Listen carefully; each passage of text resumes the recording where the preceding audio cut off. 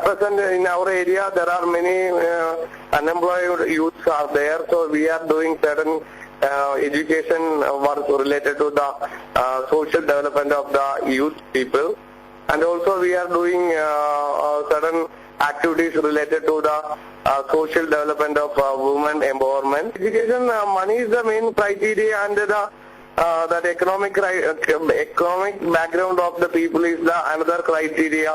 Yeah, unemployment is a very big burden because nowadays people use, after completing their education, formal education as well as professional education, they are not at all getting any benefit from the society, because for livelihood they need money and all.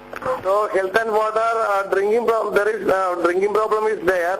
Now people are using certain international people's help for imparting that sanitation facility and other things, including drinking water facility.